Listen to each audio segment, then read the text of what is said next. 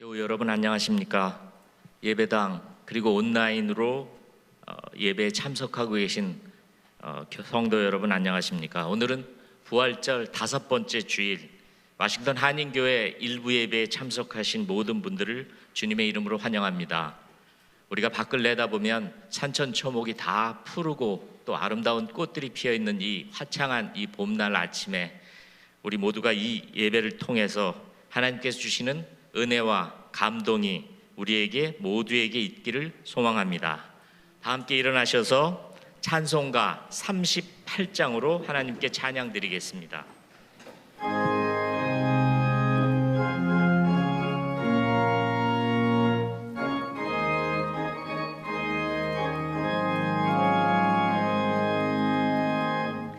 예수 우리 왕이여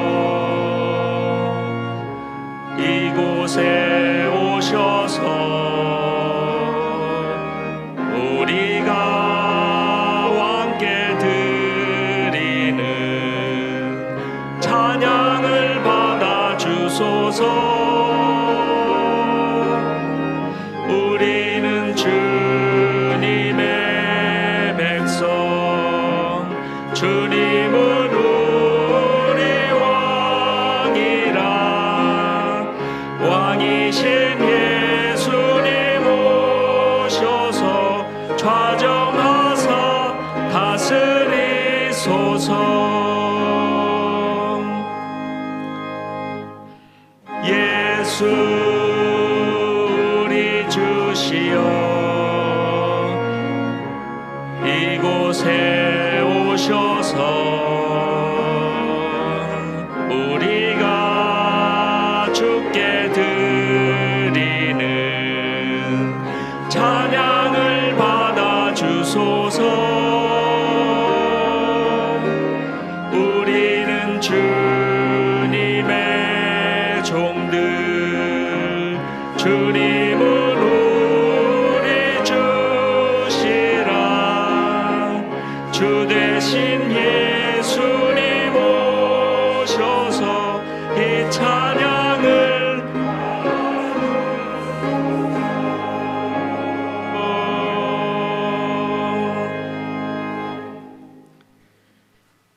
우리가 죄인이었을 때 그리스도께서 우리를 위해 죽으셨습니다.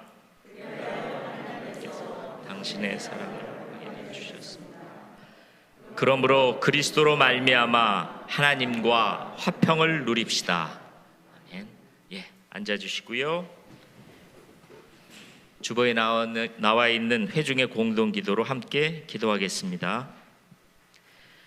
언제나 신실하신 주님, 주님이 가장 귀한 분인 것을 알기에 주님을 예배합니다. 세상의 어느 것도 주님과 바꿀 수 없기에 주님을 찬양합니다. 오직 주님 한 분이면 만족하기에 주님을 경배합니다. 우리의 마음으로 드리는 고백을 받아주시고 우리가 주님의 거룩함을 닮아가도록 빚어주옵소서. 홀로 영광 받으실 주님께 예수님의 이름으로 기도합니다. 아멘.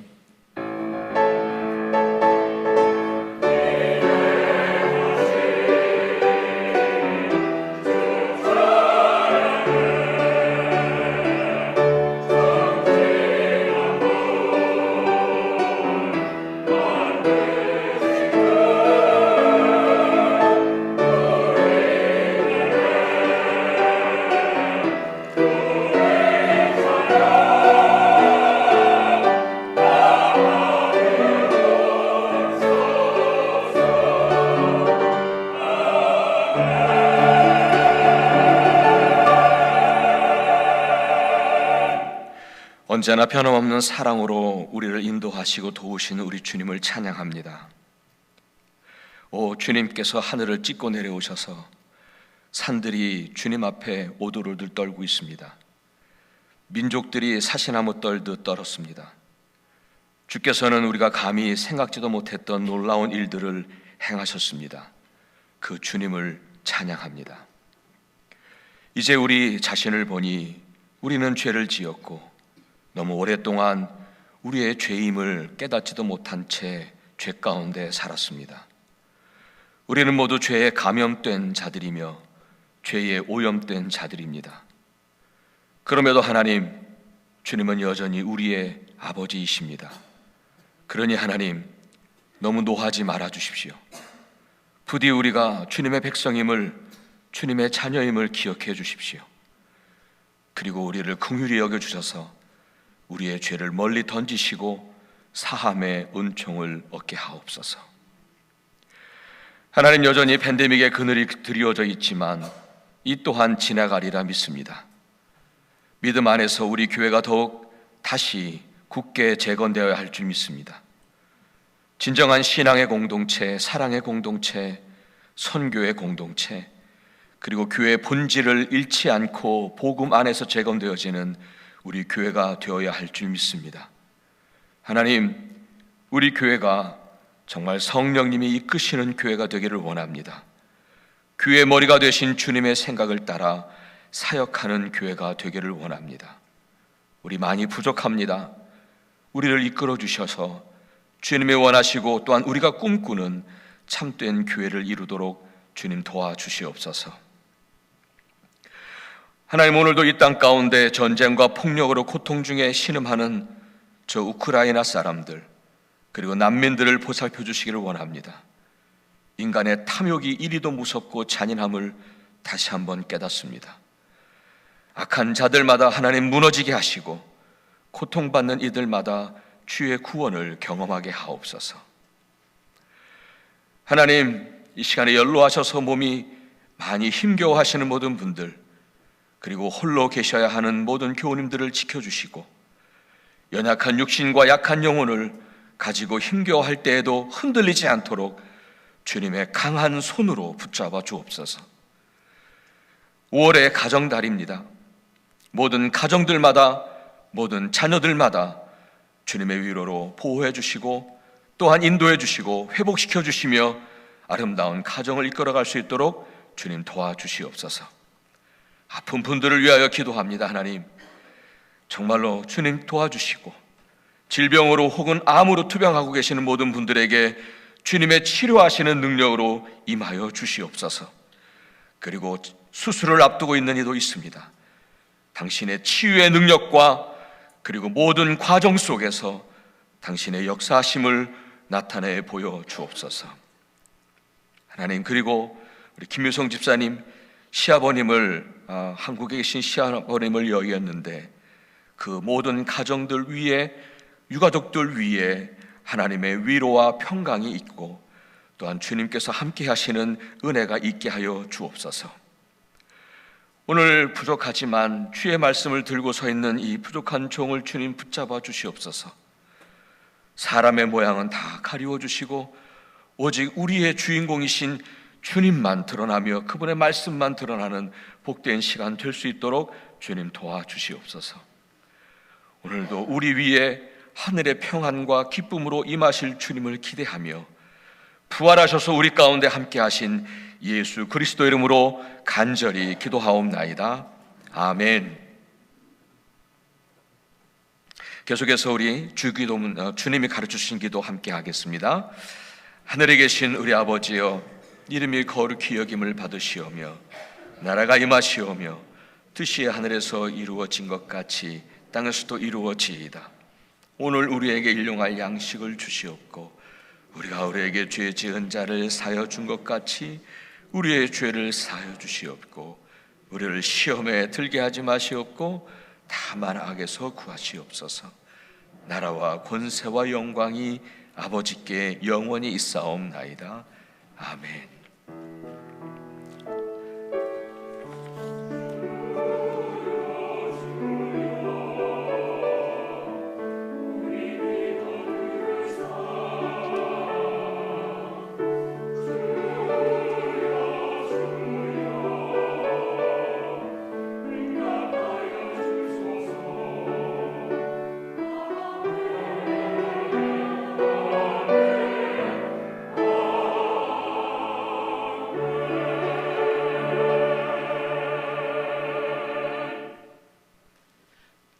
다 함께 일어나셔서 찬송가 183장 빈들의 마른 풀같이. 통일 찬송가 172장.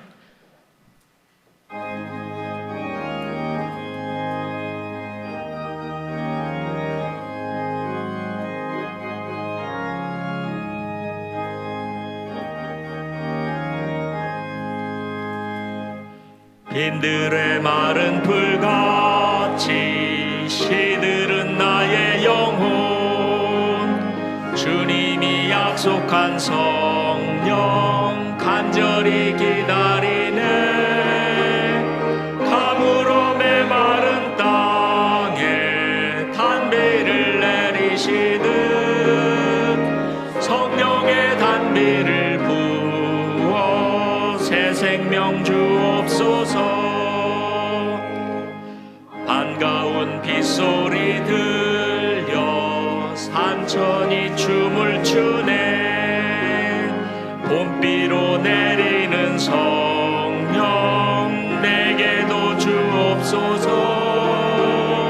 가물어 메마른 땅에 단비를 내리시듯 성령의 단비를 부어 새 생명 주옵소서.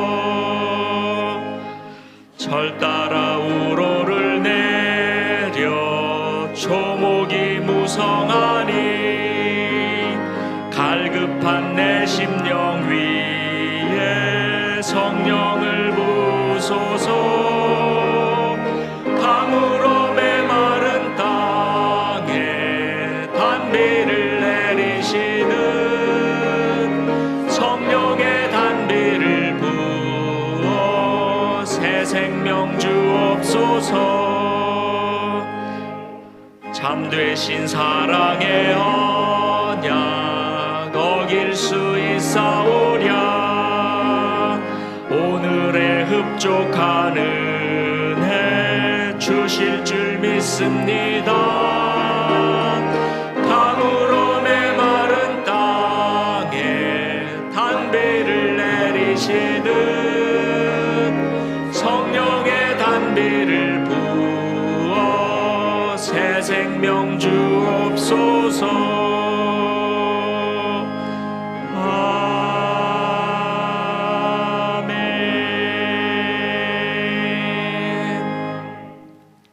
예, 다 앉으시고요. 오늘 우리에게 주시는 말씀 사도행전 11장 1절부터 18절까지 말씀을 봉독하겠습니다. 사도행전 11장 1절부터 18절까지 말씀입니다. 말씀 봉독하겠습니다. 사도들과 유대에 있는 신도들이 이방 사람들도 하나님의 말씀을 받아들였다는 소식을 들었다. 그래서 베드로가 예루살렘에 올라왔을 때 할례를 받은 사람들이 당신은 할례를 받지 않은 사람들의 집에 들어가서 그들과 함께 음식을 먹은 사람이요 하고 그를 나무랐다. 이에 베드로가 그 사이에 일어난 일을 차례대로 그들에게 설명하였다. 내가 욥바 성에서 기도를 하고 있었습니다. 그때 나는 황홀경 가운데서 환상을 보았는데 큰 보자기와 같은 그릇이 네 귀퉁이가 끈에 매달려서 하늘에서 드리워져 내려서 내 앞에까지 왔습니다. 그 안을 자세히 들여다보니 땅 위에 네발 짐승들과 들짐승들과 기어다니는 것들과 공중에 새들이 있었습니다. 그리고 베드로야 일어나서 잡아먹어라 하는 음성이 내게 들려왔습니다. 그래서 나는 주님 절대로 그럴 수 없습니다. 나는 속된 것이나 정결하지 않은 것을 먹은 일이 없습니다 하고 말하였습니다. 그랬더니 하나님께서 깨끗하게 하신 것을 속되다고 하지 말아라 하는 음성을 두 번째로 하늘에서 들려왔습니다.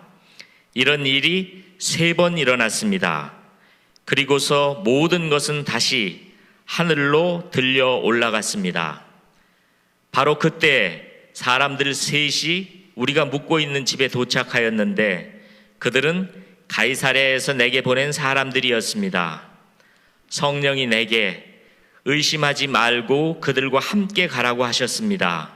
그래서 이 6 형제도 나와 함께 가서 우리는 그 사람의 집으로 들어갔습니다. 그 사람은 자기가 천사를 본 이야기를 우리에게 해 주었습니다. 곧 천사가 그의 집에 와서 서더니 그에게 말하기를 요바로 사람을 보내어 베드로라고도 하는 시몬을 불러오너라. 그가 네게 너와 네 온 집안이 구원을 받을 말씀을 일러줄 것이다 하더라는 것입니다.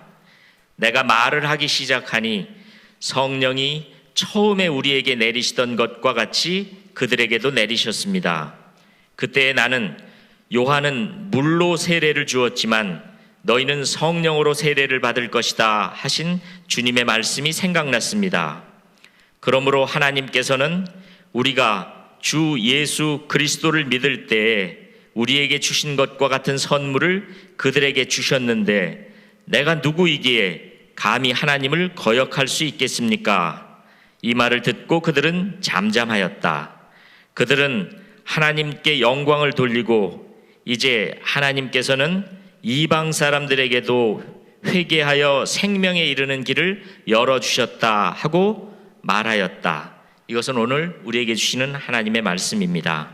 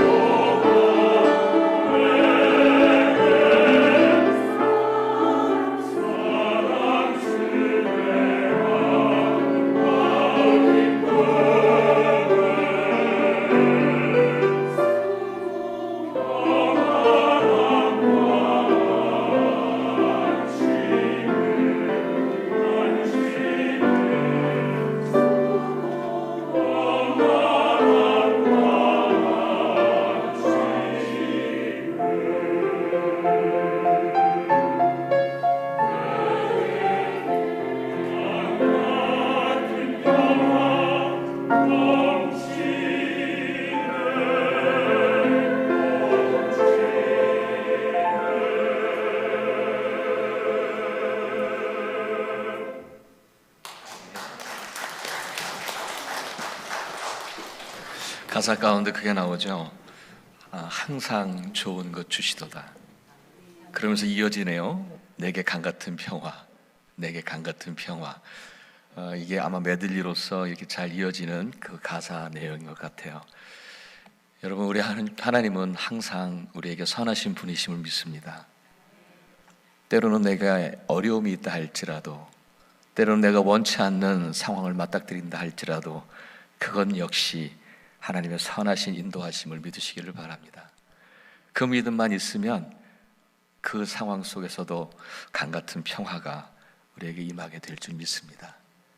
아멘. 잘 다녀왔습니다. 반갑습니다, 여러분. 반갑습니다. 건강한 모습으로 이렇게 뵈어서 참 감사합니다. 저에게는 의미 있는 시간이었고, 그리고 참 유익한 시간이었습니다. 정말 재충전의 시간이 되었습니다. 그런 시간을 가질 수 있도록 배려해 주시고, 그리고 기도해 주신 여러분들께 진심으로 감사를 드립니다. 또한 제가 없는 동안에 우리 부목사님들 지금 오늘 사실은 여기 계셔야 할 텐데 또 그 좀 어려움이 있어서 그렇죠. 그 코비드 양성이 되는 바람에 여러분들 다 보셨을 것 같습니다만은, 그래서 오늘 우리 장영재 장로님이 대신 사회를로 수고해 주시고 계시고, 부목사님들 참 많이 수고해 주셨습니다. 부목사님들께도 감사를 드립니다. 오늘도 성서 일과를 따라서 사도행전 본문을 가지고 말씀을 나누려고 합니다. 사랑하는 여러분, 우리는 창조주 하나님을 믿습니다. 믿으시죠? 우리는 창조주 하나님을 믿습니다. 그래서 우리는 사도신경 첫 부분에서도 그 믿음을 고백하죠. 전능하사 천지를 만드신 하나님 아버지를 내가 믿사오며, 이렇게, 그렇죠? 우리의 믿음을 고백합니다. 그런데요, 이 하나님의 창조는 이례적 사건이 아니라 오늘도 하나님의 창조의 역사는 진행 중이라는 사실입니다. 다시 말씀을 드려서 하나님의 창조는 태초에 천지를 창조하신 것으로 끝난 게 아니라는 거죠. 하나님은 여전히 매일매일 새로운 날과 새로운 시간을 창조하시고 우리에게 새로운 아침을 주십니다.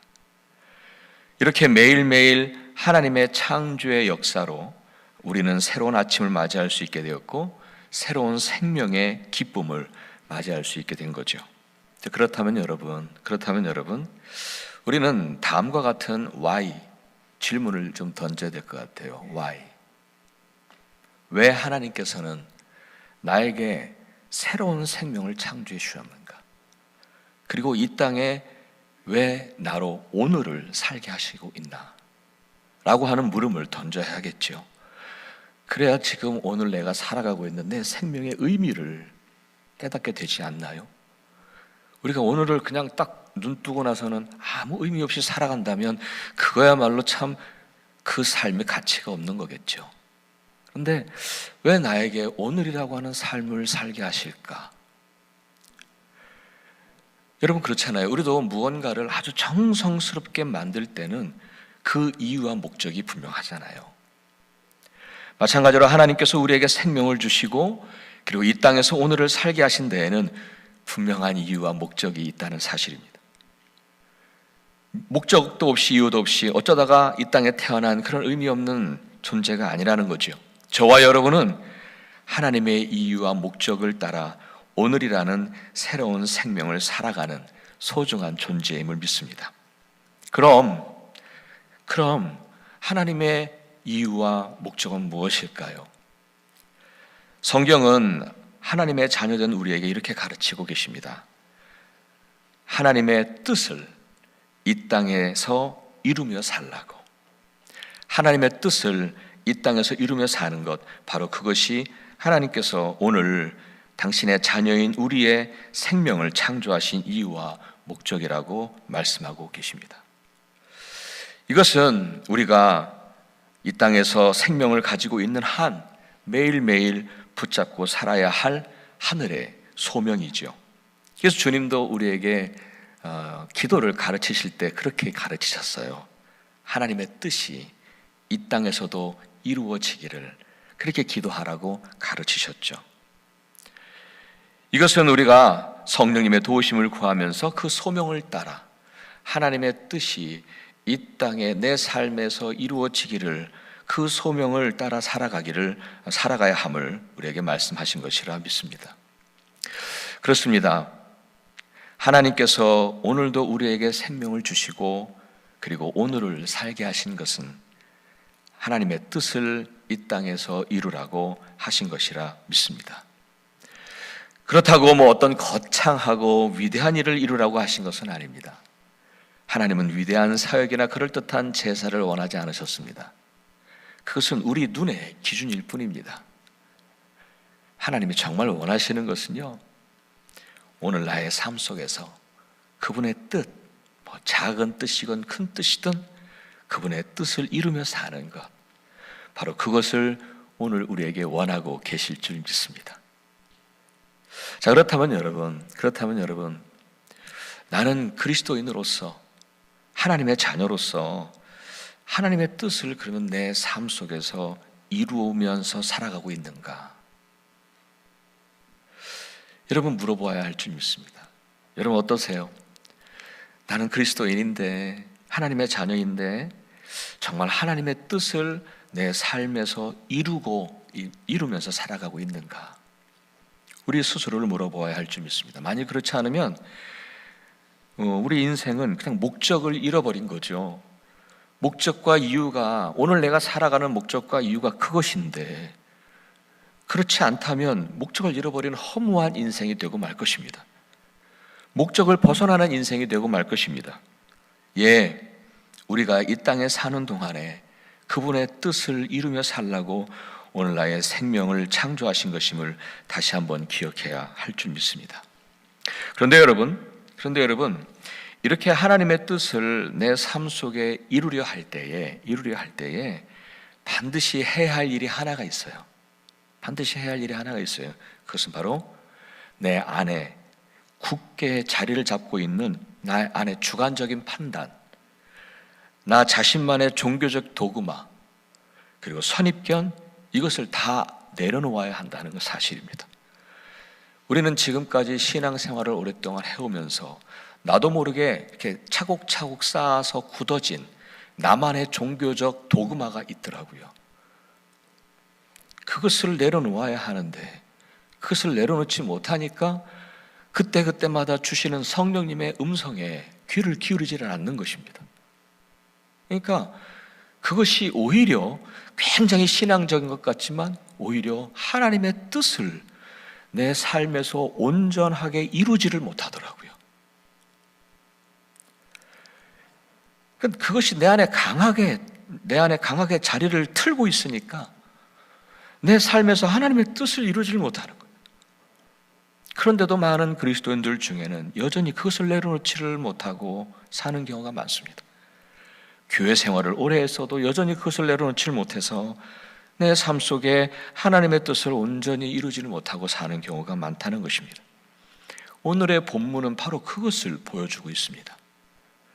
본문에서 베드로는요, 백부장 고넬료를 만나서 함께 식사를 하고 복음을 그들에게 전해주고 그리고 그들에게 세례를 베푼 경위를 설명해주고 있습니다. 이렇게 굳이 설명을 해야 했던 이유가 있어요. 그것은 예루살렘 교회 안에 있던 유대인 그리스도인들로부터 비난을 받았기 때문입니다. 3절을 제가 다시 읽어드리겠습니다. 당신은 할례받지 않은 사람들의 집에 들어가서 그들과 함께 음식을 먹은 사람이요 하고 그를 나무랐다. 당시 예루살렘 교회의 교인들이었던 이 유대인 그리스도인들의 생각에는 할례를 받은 베드로가 유대인인 베드로가 할례를 받지 않은 이방인 고넬료의 집에 들어가 함께 식사를 했다는 것을 받아들이기가 어려웠던 모양입니다. 그래요, 그들은 하나님의 진정한 뜻보다는 자신들이 지금까지 세워왔던 종교적 도그마에 빠져 있었던 것입니다. 그런데 그들뿐이 아니었어요. 베드로도 마찬가지였습니다. 예수를 믿고 따른다 했지만 여전히 자신의 주관적인 판단, 그리고 자신만의 종교적 도그마와 교리, 그리고 그 선입견을 내려놓지 못했던 것 같아요. 주님은 그런 베드로에게 환상을 보여주시면서 그의 잘못된 신앙의 모습을 깨닫게 하시잖아요. 하늘이 열리고 보자기가 내려오는데 그 안에는 온갖 네 발 달린 짐승들과 들짐승들과 기어다니는 것들과 새들이 가득 들어 있었습니다. 그리고는 음성이 들려오죠. 베드로야, 일어나서 이것을 다 잡아먹으라 하십니다. 그런데 그때 베드로의 대답은 너무 단호했습니다. 주님, 절대로 그럴 수 없습니다. 나는 속되고 부정한 것은 한 번도 먹은 일이 없습니다 라고 그렇게 대답을 합니다. 하나님께서는 베드로에게 분명한 당신의 뜻을 밝히 보이셨습니다. 그의 인간적인 생각 속에서는 내가 이것을 왜 먹습니까? 라고 말하겠지만 하나님께서는 분명하게 먹으라 라고 당신의 분명한 뜻을 밝히셨음에도 불구하고 베드로는 자신의 종교적 도그마와 자신의 판단, 주관적 판단, 물론 나름대로는 스스로 생각하기에 이것은 내가 신앙적인 거야 라고 그렇게 판단했겠죠. 그런데 오히려 그것이 하나님의 뜻을 거역하게 되는 거죠. 불순종하게 되는 거예요. 오히려 그게 자신이 지금까지 신앙생활을 오래 해오면서 나는 이것이 정말 신앙적이야 라고 말했던 그 신앙적 주관적 도구마가 오히려 하나님의 뜻을 거역하게 만든 걸림돌이 되고 맙니다. 어찌 보면 매우 신앙적인 것 같아요. 자신의 종교적 판단에 아주 충실한 것 같지만 사실은 매우 교만했던 거죠. 그런데 우리도 이렇게 베드로와 같은 영적인 오류를 범할 수 있다는 사실입니다. 하나님에 대해, 그리고 성경에 대해, 그리고 교회에 대해, 그리고 말씀에 대해 자신이 세워나왔던, 지금까지 쌓아왔던 자신의 종교적 도구마를 다 갖고 있더라고요. 거기에 빠지면, 또한 어떤 선입견을 가지고 주관적인 판단을 하면 진정한 하나님의 뜻이, 그 깊고도 넓어서 감히 측량할 수 없는, 헤아릴 수 없는 그 하나님의 뜻을 결국은 거역하게 되고 결국은 불순종하게 되는 경우가 너무 많은 것 같아요. 하나님은 이렇게 하는 것이 지금 나의 뜻이야 라고 말씀하시는데 그것이 하나님의 진짜 뜻인데 내 안에 쌓아온 종교적 도그마와 그 주관적 그 판단으로 주님, 나는 절대로 못하겠습니다. 절대로 그럴 수 없습니다. 그것은 바른 신앙이 아닙니다라고 하나님 앞에서 우리는 감히 말을 하고 있지 않나 모르겠습니다. 베드로처럼 말이죠.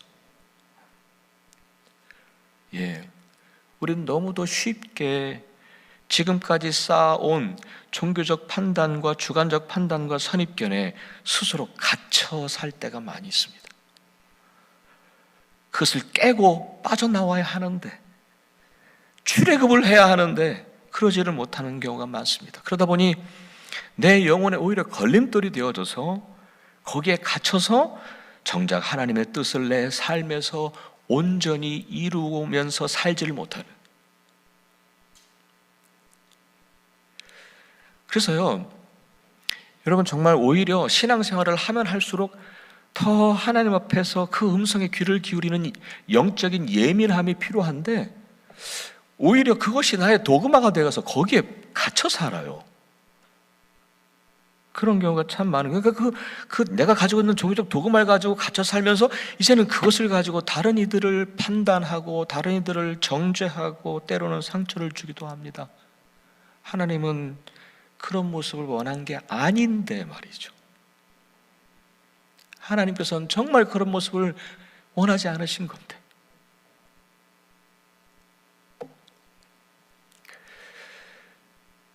우리에게 정말 필요한 거는요, 여러분, 하나님 앞에서 그 모든 것 다 내려놓고 내 뜻, 내 판단 다 내려놓고 하나님의 뜻과 그분의 말씀을 내 삶 속에서 이루려고 하는 영적인 유연성이 필요합니다.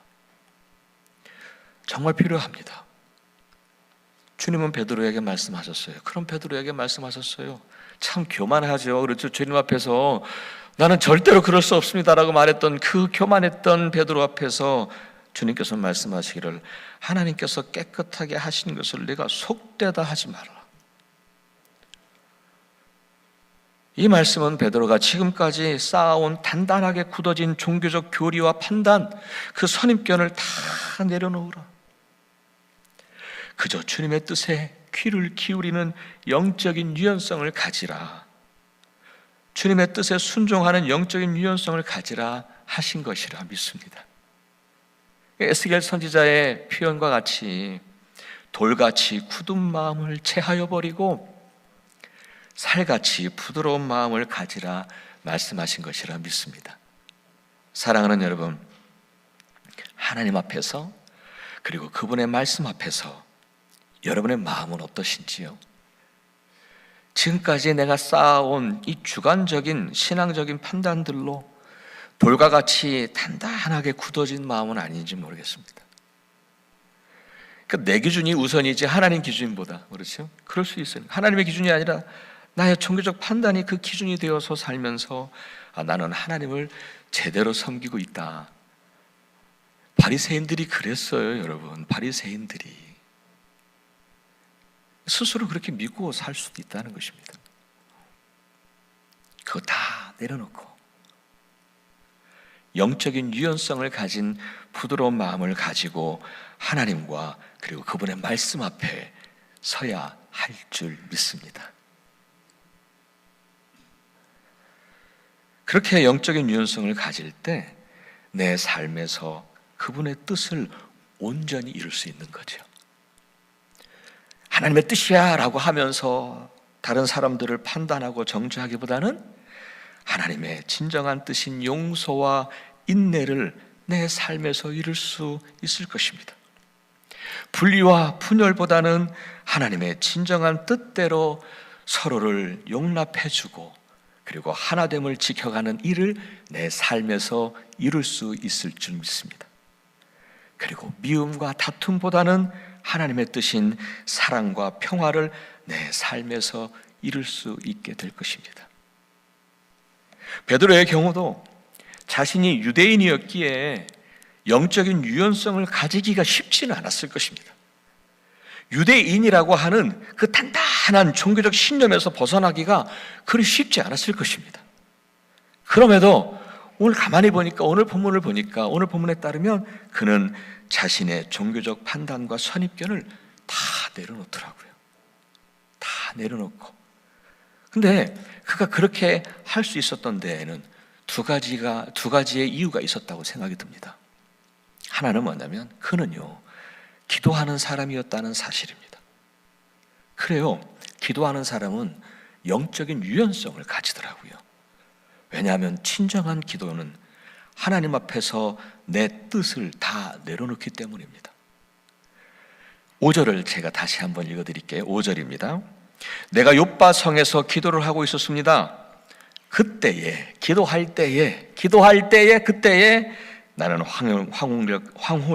황홀경 가운데 환상을 보았는데 큰 보자개와 같은 그릇이 내 귀퉁이에 끈에 매달려서 하늘에서 드리워져 내려서 내 앞에까지 왔습니다. 그는 기도 중에 환상을 보았고 기도 중에 하나님의 진정한 뜻을 깨달을 수 있었던 것이죠. 그가 만일 기도하지 않았다면 그는 여전히 자신의 종교적 판단과 그 교리와 도그마와 선입견을 내려놓지 못하고 그 속에 갇혀서 하나님의 진정한 뜻을 이루지 못했을 것입니다. 여기서 기도라고 하면 그저 그냥 잘 되면 좋겠다, 그냥 그렇게 막연한 기대와 바람을 기도라고 말하지 않습니다. 구체적으로 시간을 내어서 하나님 앞에 앉아 있는 것을 말합니다. 환상은 대부분 바로 그러한 기도의 시간을 통해서 보여주시죠.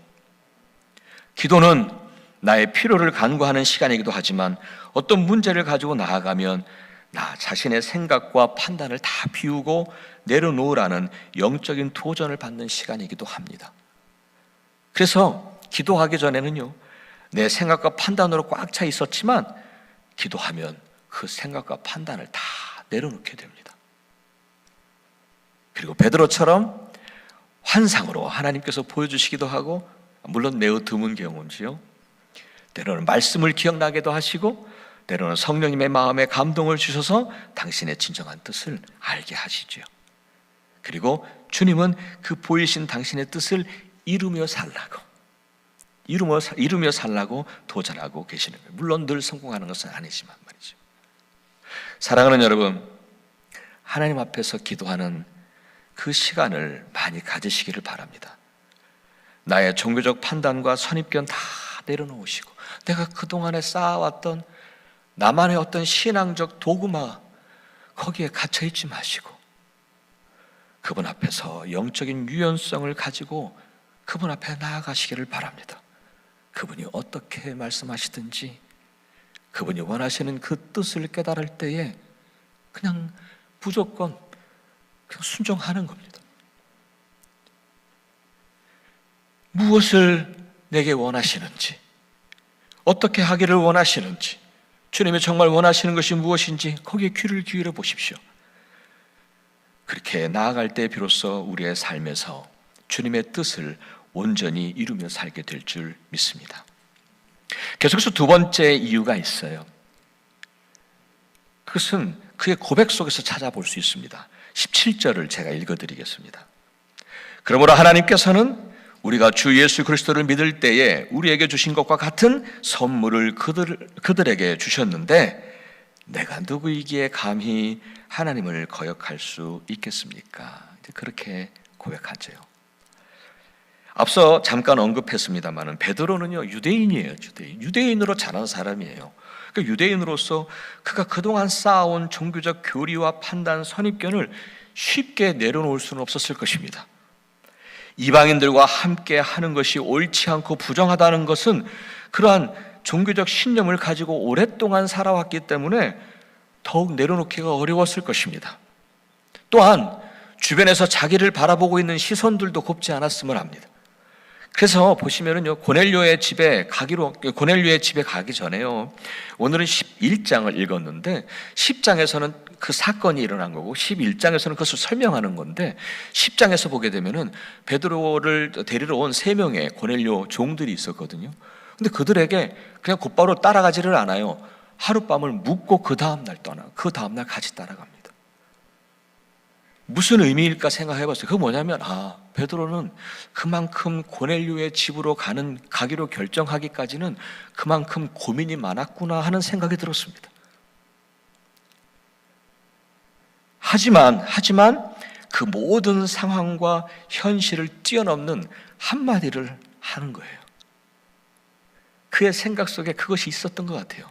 그 모든 것을 그 모든 어려움을 뛰어넘을 수 있는 한마디. 그것은 바로 내가 누구이기에 감히 라고 하는 그 한마디인 것 같습니다. 이 고백은 비록 나의 모든 종교적 판단과 선입견에는 맞지 않는다 할지라도 하나님의 뜻 앞에서는 하나님께서 원하시는 것이 이것이라면 난 무조건 다 내려놓겠습니다. 내 뜻과 내가 그동안에 쌓아왔던 그 모든 종교적 신념까지도 다 내려놓겠습니다 하는 그런 의미가 담긴 표현이라고 믿습니다. 사랑하는 여러분, 우리도 내가 누구이기에 감히 라고 하는 그 고백을 늘 하면서 살아야 할 줄 믿습니다. 그 고백과 함께 내가 쌓아왔던 모든 종교적인 어떤 도구마와 어떤 판단들, 어떤 선입견과 주관적인 판단들을 무조건 다 내려놓아야 합니다. 그러할 때에 하나님의 진정한 뜻을 내 삶에서 이룰 수 있다는 사실을 기억하시기를 축복합니다. 그래야 돼요. 그렇지 않으면 그게 걸림돌이 되어서 정말 하나님께서 그때 우리에게 주셨던 그 말씀들을 따르지를 못하더라고요. 순종하지를 않더라고요. 그때마다 하나님께서 원하시는데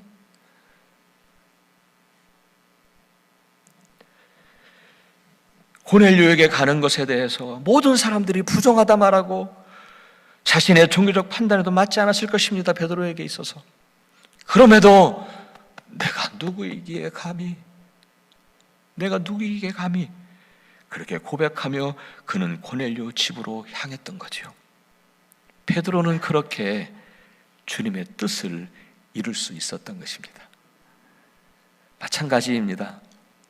다른 이들의 시선이 어떻든, 혹은 내 판단에는 잘 이게 맞지 않는 것 같아도 고넬료에게 가는 것이 하나님의 진정한 뜻이라면 내 뜻 다 내려놓고, 힘들지만 맞지 않는 것 같지만 하나님의 뜻을 온전히 이루는 그런 삶을 살아가야 할 줄 믿습니다.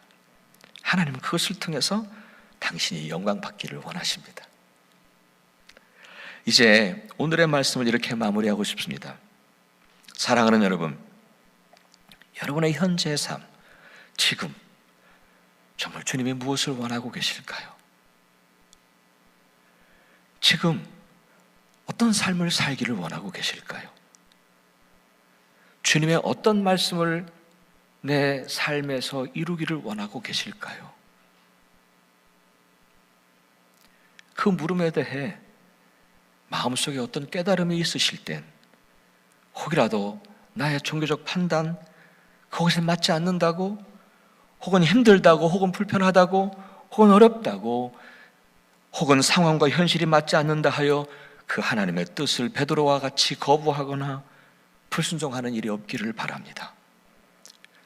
베드로가 마지막에 그렇게 다 내려놓고 순종했듯이 내가 누구이기에 감히 그 고백과 함께 내 삶에서 이루기를 원하시는, 오늘 아니 지금 내 삶에서 나타나기를 원하시는, 이루기를 원하시는 당신의 말씀과 당신의 뜻에 무조건 순종하는 저와 여러분이 되어지기를 간절히 바랍니다. 하나님 그 삶을 통해서 하나님이 영광 받기를 원하고 계시고, 또한 그 하나님께 영광을 돌리는 저와 여러분의 삶이 되어지기를 주님의 이름으로 축복합니다. 아멘. 기도하겠습니다.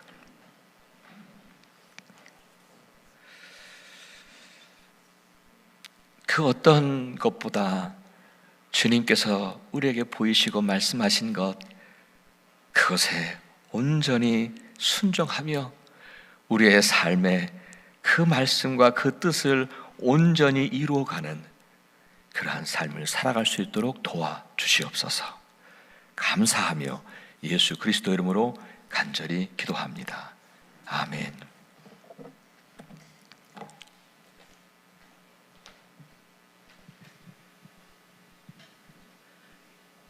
문자와 그 율법, 그 관습 속에서 우리 자신이 항상 굳어졌던 우리의 몸과 우리의 마음을 풀고 하나님께서 주시는 그 세미한 음성과 그 뜻을 깨닫고 행하는 그러한 귀한 은혜의 시간이 되셨으리라 믿습니다.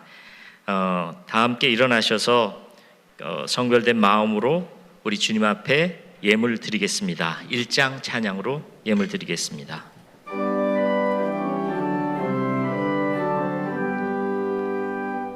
만복의 근원 하나님, 온 백성 찬송.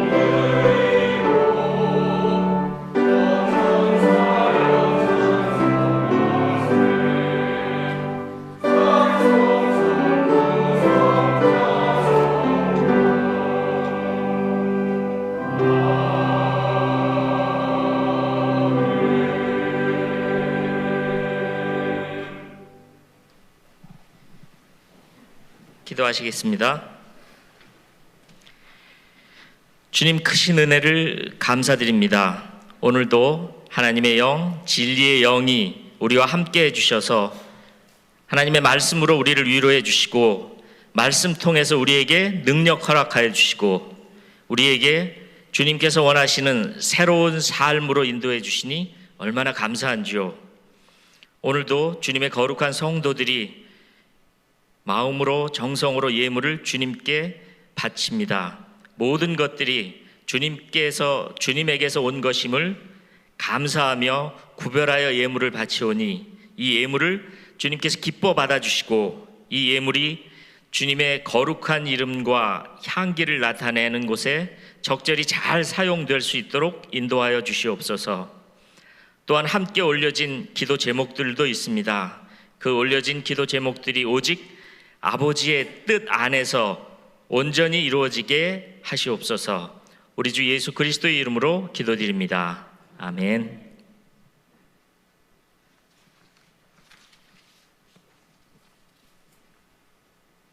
예, 광고 드리겠습니다.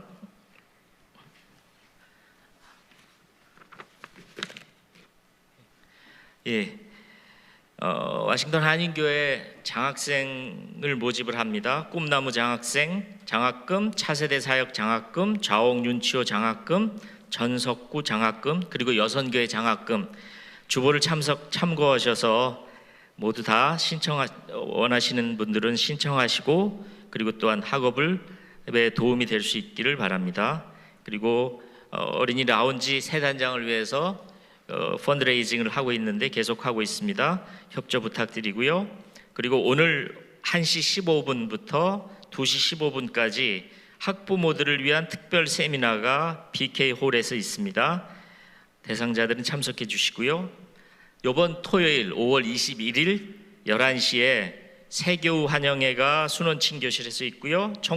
청년부 피크닉이 코트야드에서 있습니다. 예, 그리고 오늘 오후 4시에 2, 4분기 정기 합동 임원회가 있습니다.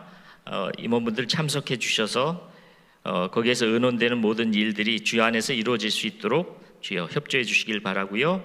그 다음에 교회 대청소가 오늘 그리고 또한 다음 주일 이어져 있습니다. 많은 협조 부탁드리고요.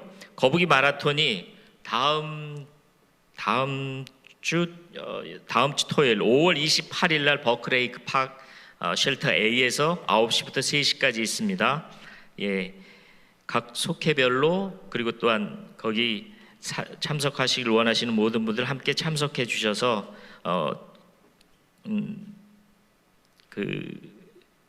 굿스푼 사역 물품 보관 창고를 마련하고자 하는 일에 함께 참석해 주시기 바랍니다. 그리고 아까 목사님이 기도해 주셨지만 우리 김미송 집사님 시아버지 한국에서 소천하셨는데 참석하셨고 무사히 돌아오셨습니다. 김미송 집사님 보시면 위로의 말씀 함께 나누어 주시기를 부탁드리고요. 지금 현재 조희연 목사님은 아직 한국에 가 계십니다. 휴가 중이고요. 그리고 또 하나 DC 노숙자 사역이 5월 22일부터 교회 주방에서 9시에 모여서 준비를 한다고 합니다. 많은 참여를 부탁드리고요. 도와줄 수 있는 분, 그리고 또한 한 가지 더 광고 드릴 거는 노숙자 사역을 맡아주실 새 팀장님을 찾고 있습니다. 관심 있는 교우분들 연락 주시고 김정환 집사님에게 연락 주시고 함께 참석하셔서 귀한 노숙자 사역을 함께 할 수 있도록 그렇게 부탁을 드립니다. 광고는 마치고요. 자, 찬송가 321장 다 일어서셔서 통일 찬송가 351장, 321장 함께 찬양하겠습니다.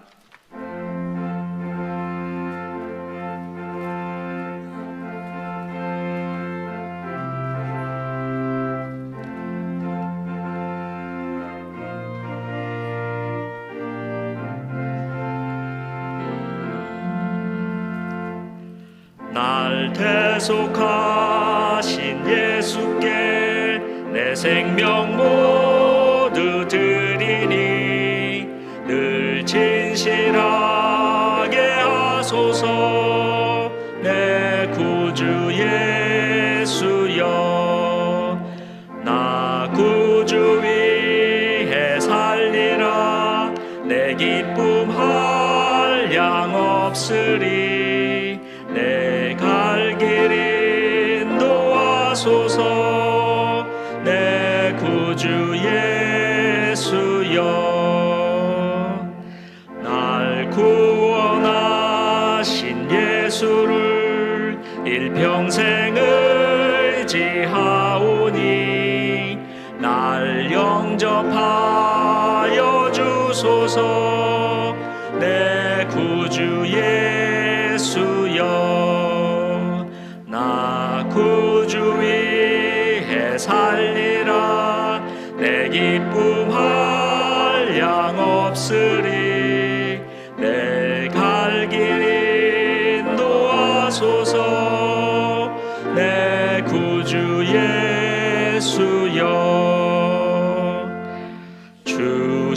십자가에 달리사 날 자유하게 했으니 내 몸과 마음을 주 위에 다 쓰게 하소서. 나 구주 위에 살리라. 내 기쁨 한량 없으리. 내 갈 길 인도하소서. 내 구주 예수여. 아멘. 축도하기 전에 그 한 가지 부탁받은 광고가 있어서요. 잠시 말씀을 드릴게요. 지난 주일 그 웅수 카페를 섬기시는 분들이 부득이한 사정으로 그 카페를 열질 못했었죠. 근데 미리 이제는 사실은 그것을 광고를 부탁을 했었는데 이제 광고가 없었나 봅니다. 그러다 보니까 섬기시는 분들이 뭐 코로나 양성이라 뭐 심지어는 병원에 입원했다까지 그렇게까지 아마 소문이 났던 모양입니다. 참 갑자기 멀쩡한 사람이 그 병원에 입원하게 된 거예요. 그러니까 그렇게 소문이 그렇게 났더라고요. 그건 전혀 아니니까, 천만에니까 여러분 오늘 카페 열려 있으니까 전혀 염려하지 마시고 이용하시면은 감사하겠습니다. 물론 마스크 착용하는 거 잊지 마시고요. 그렇게 하시면은 감사하겠습니다. 기도하겠습니다. 사랑의 하나님, 우리를 오늘도 다시 삶의 현장으로 보내십니다. 그러면서 오늘 우리가 사는 이유, 목적대로 주님의 뜻을 우리의 삶에서 이루어 가기를 원하고 계시는 당신의 뜻을 우리에게 다시 말씀하고 계셨습니다. 이제 우리의 삶에서 그렇게 주님이 원하시는 대로 주님의 말씀과 주님의 뜻을 이루어가는 진정한 주님의 사람들 될 수 있도록 도와주시옵소서. 이제는 우리의 구세주요 그리고 우리의 진정한 사랑이 되신 예수 그리스도의 은혜와 하늘 아버지의 한량없으신 사랑하심과 성령님의 감동하시는 은혜가 우리 사랑하는 모든 성도님들의 발걸음 가정 그리고 우리 사랑하는 워싱턴 한인교회와 이 땅과 한국과 온 세계 위에 이제부터 영원토록 늘 함께 하시기를 예수 그리스도 이름으로 간절히 축원하옵나이다. 아멘.